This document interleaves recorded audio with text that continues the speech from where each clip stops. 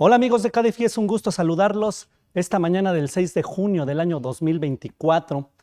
Les recuerdo que la transmisión, el primer bloque de la transmisión va a ser completamente en vivo aquí en Facebook, así que también les pido de favor que compartan esta transmisión para que las demás personas se enteren que estamos completamente en vivo las 2 primeras horas de este curso denominado Fusión, Liquidación, Consolidación de Sociedades y sus estados financieros. Entonces, por favor, a aquellos amigos que están viendo la transmisión en vivo en Facebook, el primer bloque de 2 horas vamos a ir completamente en vivo en Facebook y les pedimos de favor que puedan compartir la transmisión para que llegue a muchos más personas y tengamos mayor alcance.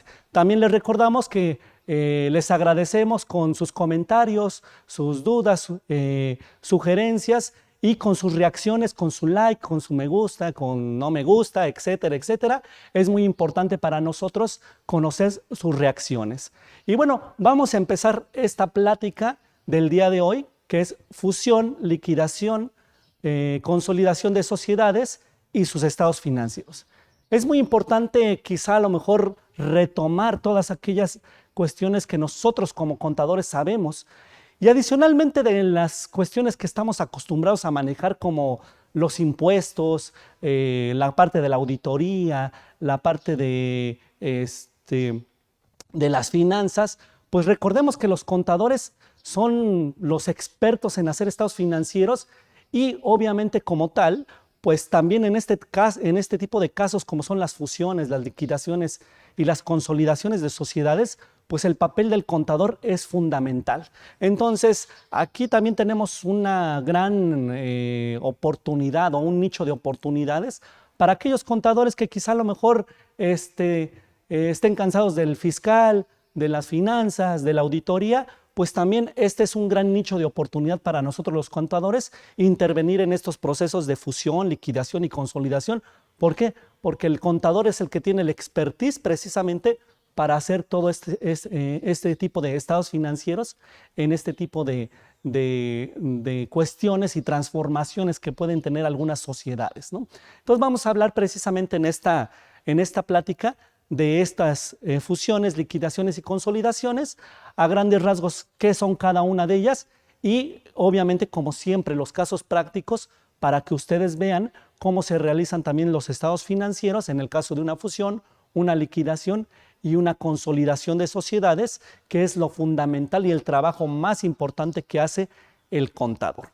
Pero antes de empezar la charla, como siempre, vamos a ver alguna frase de algún personaje histórico. En este caso, debido a los tiempos de cambio que estamos sufriendo en estos momentos, pues es yo creo que bueno traer a un personaje histórico que es el gran filósofo italiano Antonio Gramsci, uno de los grandes filósofos italianos, y que él, de alguna manera, con sus ideas, él luchó durante algún tiempo, durante el fascismo de Benito Mussolini, y fue encarcelado precisamente por sus ideas antifascistas. Y en la cárcel, con un pequeño cuaderno que él tenía, pues escribe todos estos manifiestos en contra del fascismo que dominaba en Italia en la época de Benito Mussolini. Entonces, concorde con, pues con los momentos que estamos viviendo en estos instantes, pues hay una frase que me encanta de Antonio Gramsci y creo que es muy pertinente poderla comentar, que dice: el viejo mundo se muere, el nuevo tarda en aparecer y en este claroscuro surgen los monstruos. A grandes rasgos, Antonio Gramsci siempre decía que en las transformaciones siempre lo viejo no acababa de morir y lo nuevo no acababa de nacer. Y entonces es muy importante recordar esta frase del gran filósofo Antonio Gramsci y precisamente en estos tiempos de transformación. ¿Por qué? Porque al final de cuentas, cuando lo nuevo no acaba de nacer y lo viejo no acaba de morir, siempre surgen algunos personajes que pueden disfrazarse con alguna careta y al final de cuentas pues, son personajes falsarios. Quiero recordar algunos nombres como puede ser Javier Milei, Ricardo Salinas Pliego, los cuales, aprovechando precisamente estas conjeturas en las cuales pues lo nuevo no acaba de nacer y lo viejo no acaba de morir, se ponen esa careta para de alguna manera pues darle a la gente lo que ella quiere, ¿no? Y se transforman en monstruos, como bien decía Antonio Gramsci, en este claroscuro entre lo viejo y lo nuevo, pues de alguna manera surgen estos monstruos. Como les decía, puede surgir algunos personajes como pueden ser Javier Milei, que a lo mejor muchos pudieran ser que tengan muchas afinidades con él. En nuestro caso, pues puede ser algún Ricardo Salinas Pliego, comunicadores que durante su historia en los medios pues han sido acomodaticios y que al final de cuentas cuando ven la oportunidad de brincar en una transformación pues se ponen una careta y empiezan a engañar al público. Entonces es muy importante que recordemos al gran Antonio Gramsci en estas épocas de transformación y volver a recordar que el viejo mundo se muere, el nuevo tarda en aparecer y en este claroscuros pueden surgir los monstruos. Entonces se refería a estos personajes falsarios que aprovechando precisamente este claroscuro entre lo nuevo y lo viejo, se disfrazan, se ponen una careta para darle a la gente o precisamente mencionarle a la gente lo que ella quiere escuchar cuando son simplemente falsarios. Entonces hay que tener mucho cuidado con estos personajes que ahora van a estar surgiendo en estas nuevas épocas y ver si son falsarios o realmente son personajes dignos de seguir. ¿Vale? Entonces, gracias Antonio Gramsci por dejarnos este legado y continuamos con nuestra exposición. El primer tema que vamos a abordar va a ser la fusión de sociedades.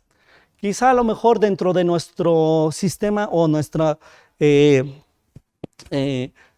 sistema corporativo, nuestro sistema empresarial, pues de alguna manera todas estas figuras pues son muy comunes. ¿Por qué? Porque se busca de alguna manera transformar una sociedad, unirse en una integración de desarrollo económico en algún sector, hacer alianzas con otras personas, pues quizá a lo mejor por varias razones. Y una de estas razones pues puede ser que debido al crecimiento de una sociedad o que vayan a hacer algún nuevo proyecto de inversión, pues estas sociedades tengan la necesidad de fusionarse. Entonces es ahí donde el contador toma un papel muy relevante en estos aspectos.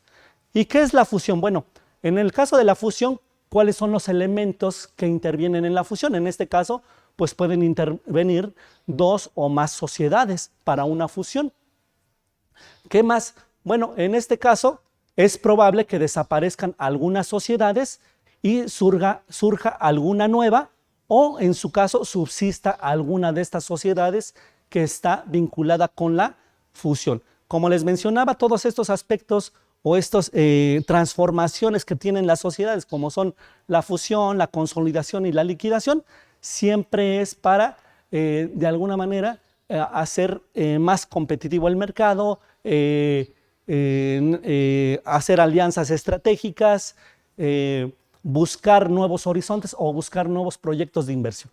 Y bueno, en este caso de la fusión, pues sería el caso. Y bueno, en este caso, ¿qué pasa con la fusión? En la fusión existe una combinación de patrimonios sociales donde obviamente las sociedades que intervienen en el proceso de fusión pues integran sus patrimonios sociales. ¿Para qué? Con el objetivo de crear una nueva sociedad o que subsista alguna que entra en el contexto de la fusión.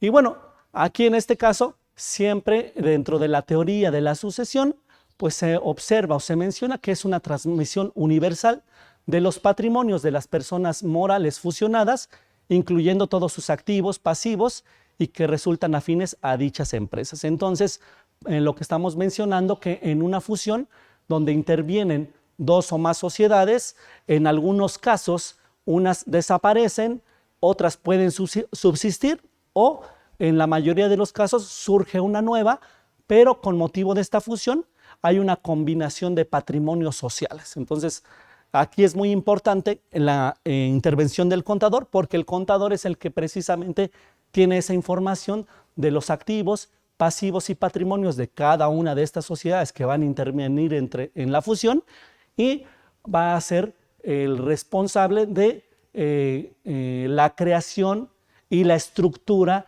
ya sea de la sociedad que subsista o que se cree con motivo de la fusión, o de la sociedad que siga conservándose, pero ya tendría la combinación de otros patrimonios.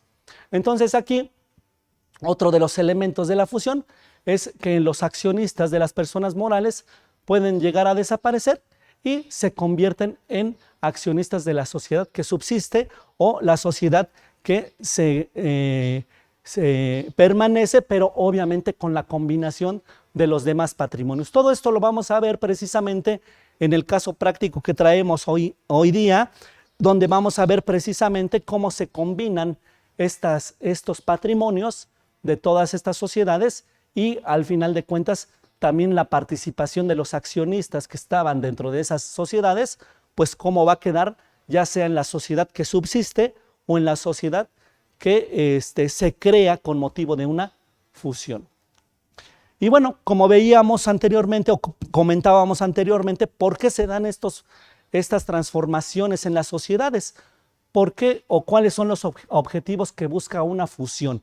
Como siempre les he mencionado, bueno, pues siempre son objetivos meramente empresariales, y obviamente vamos a ver algunos por los cuales cierto tipo de sociedades decide fusionar sus patrimonios con otras. Vamos a ver cuáles serían los principales objetivos para hacer una fusión. En este caso, bueno, el primero pues podría ser una simplificación administrativa del grupo con un mismo interés económico. Supongamos que hay varias sociedades que tienen la misma actividad económica y deciden fusionarse con el objetivo ¿de qué?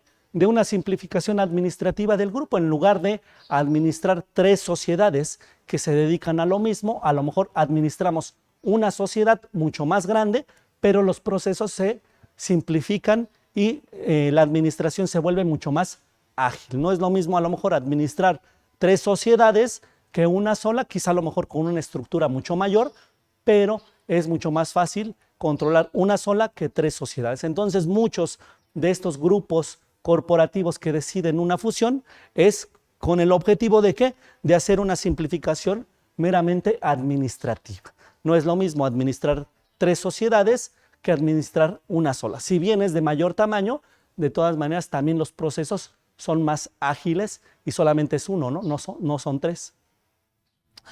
Otra de las razones, pues en este caso, pues como les mencionaba, pues es probable que desaparezca todas las sociedades y surja una nueva, o bien una de ellas subsista, pero con una participación patrimonial mucho más grande. Entonces vamos a ver un poquito más adelante este tipo de fusiones, cómo son, pero por lo regular siempre en las fusiones, ya sea que desaparezcan todas las sociedades y surja una nueva, o bien una de ellas subsista, pero obviamente ya con la combinación de todos los patrimonios de las sociedades que desaparecieron.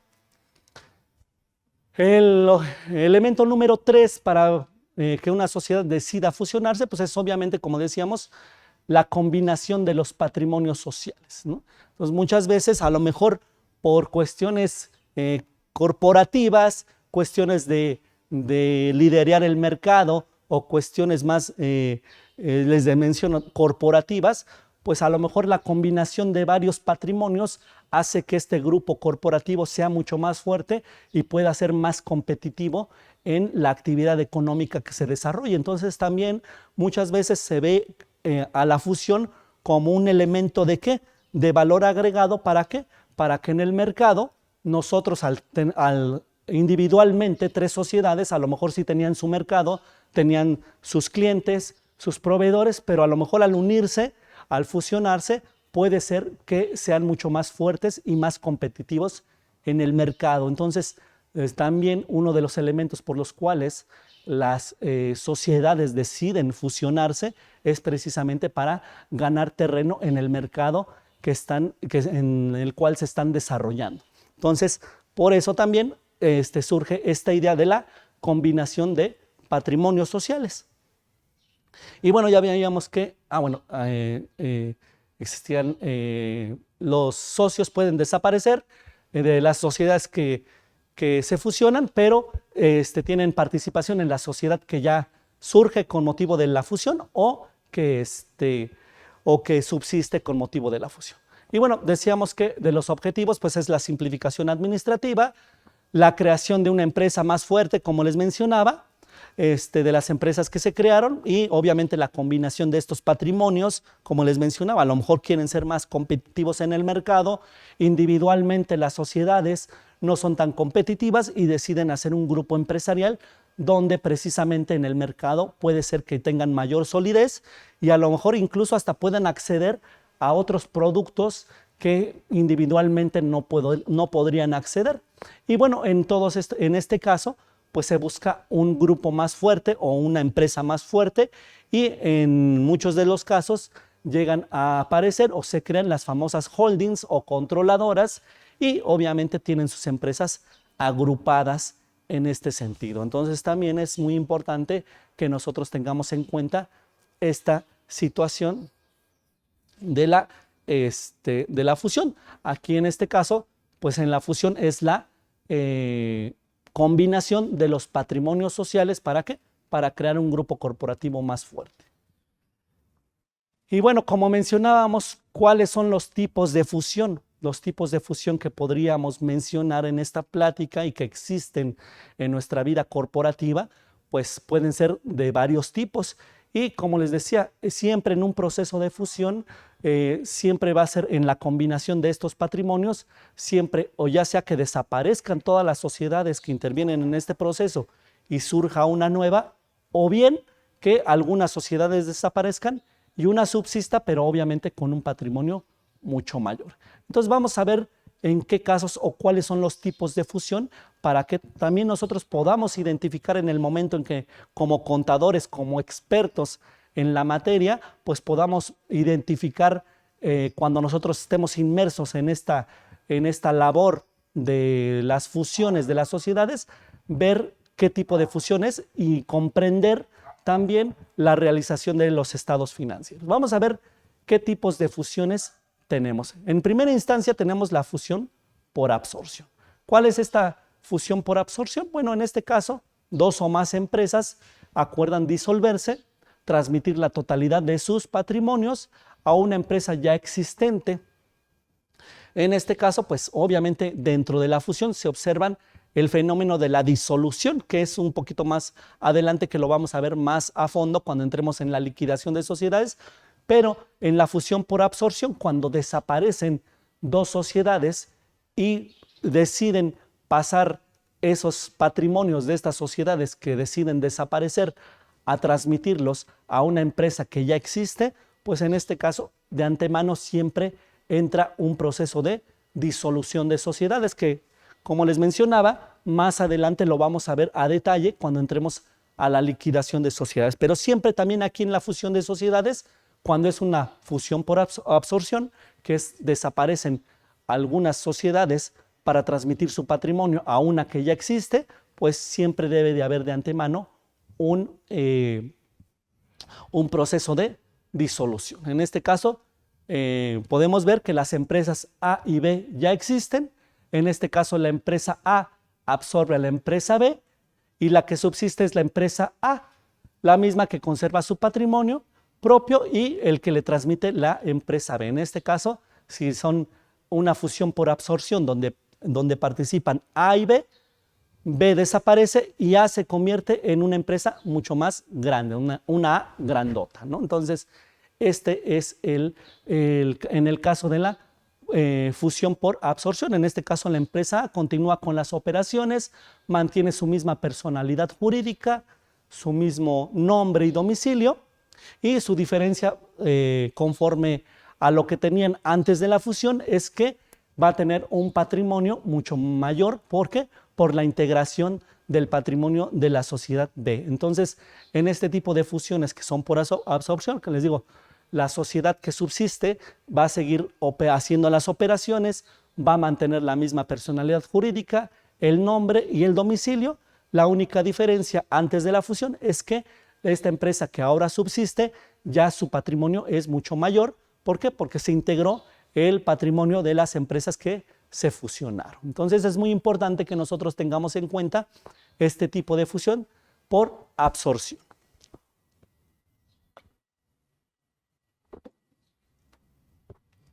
El segundo tipo de fusión que podemos encontrar e identificar va a ser la fusión por integración o fusión por combinación. En este caso es cuando algunas empresas, sociedades deciden fusionarse y transmitir su patrimonio a una empresa de nueva creación.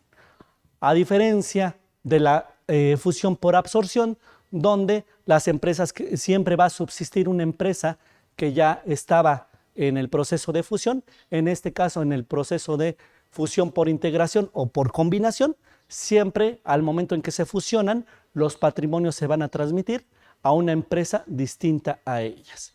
En este caso, como les decía, por lo que hay diferencias son que en la disolución, la fusión y la constitución de una nueva sociedad. Entonces, en este caso, se va a crear una nueva sociedad, pero con los patrimonios combinados de las sociedades que desaparecen. Obviamente, también aquí cabe mencionar que en este proceso de fusión o en esta fusión por integración, pues siempre va a haber un proceso de disolución de sociedades que van a transmitir el patrimonio a la nueva sociedad. En el caso mencionado, las empresas A y B ya existen y bueno, las empresas A y B van a transferir su patrimonio y van a desaparecer, pero se va a crear una nueva empresa denominada C. A diferencia de la fusión por absorción, donde A y B se fusionan, combinan sus patrimonios, B desaparece, pero A subsiste con un patrimonio mayor. En este caso de la fusión por integración o por combinación, A y B combinan sus patrimonios, ambas desaparecen, pero transfieren su patrimonio desapareciendo ambas sociedades y creándose una nueva sociedad. Y bueno, estas son las etapas que podemos mencionar que lleva a cabo una fusión de sociedades. Lo primerito, y acuérdense que siempre, no nada más en este tipo de casos que es la fusión, sino en todos los acuerdos donde se llegue o que se tengan o se intervengan sociedades, pues recuerden que siempre los acuerdos de voluntades entre los socios integrantes de las sociedades es prácticamente lo máximo. El acuerdo que ellos tengan pues es lo que se va a considerar como ley máxima en una sociedad.